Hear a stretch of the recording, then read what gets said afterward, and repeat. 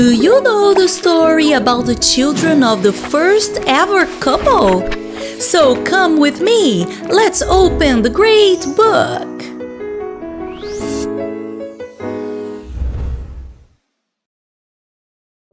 Do you remember the story of Adam and Eve we told you here at the great book? If you haven't watched it yet, get the link in the description so you can watch it later.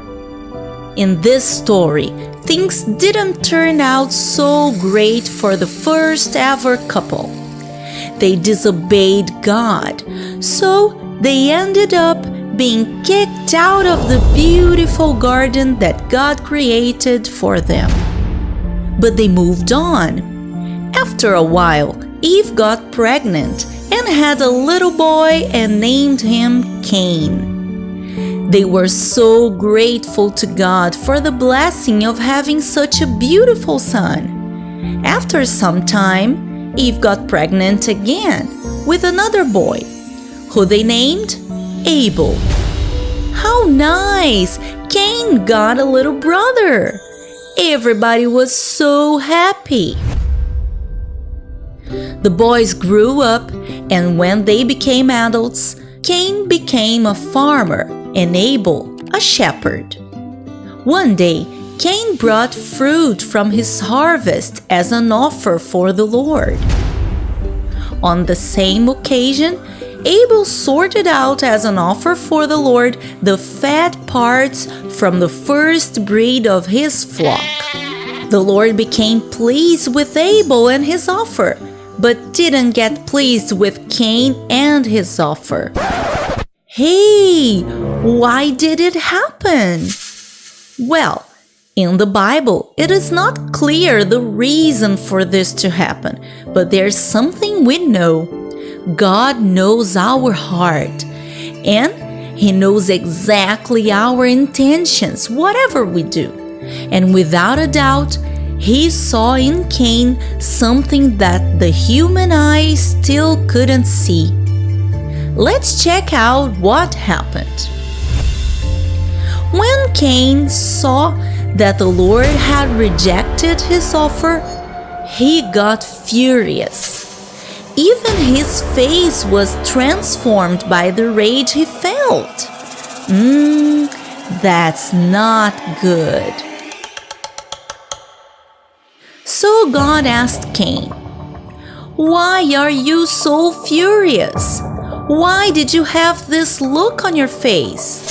Listen, Cain, if you do what's right, you'll be accepted. But if you don't, sin will approach you and try to threat you. So you have to dominate it. Don't let it catch you." But Cain didn't care about what God told him. So he called Abel. "Abel, let's go to the field." And they went. At this moment, something terrible happened. Cain attacked Abel and murdered him. Oh no! Cain committed a big mistake. He had allowed rage to fill his heart, and sin dominated him. So God went to Cain and said to him, "Where is your brother Abel?" But Cain answered God disrespectfully, saying, "And do I have responsibility for my brother? I don't have any idea of where he is." Then God asked, "Cain, what have you done? Listen, your brother's blood is crying out from the earth.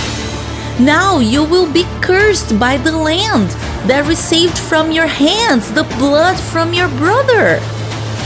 When you cultivate the soil, it will no longer give results, and you will be a wandering fugitive in the world." But Cain said to the Lord, "My punishment is bigger than I can take. While I'm running away across the world, anybody that finds me will kill me." And God replied, "It won't be like this. Whoever kills Cain will face the consequences."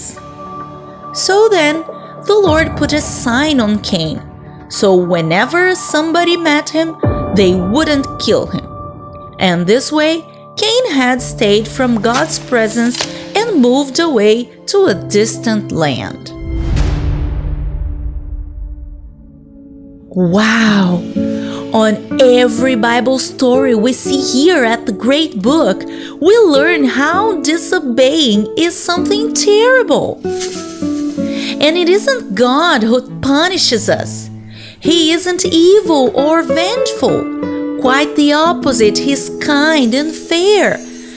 So when we make a mistake, we suffer the consequences of our acts. We reap what we sow.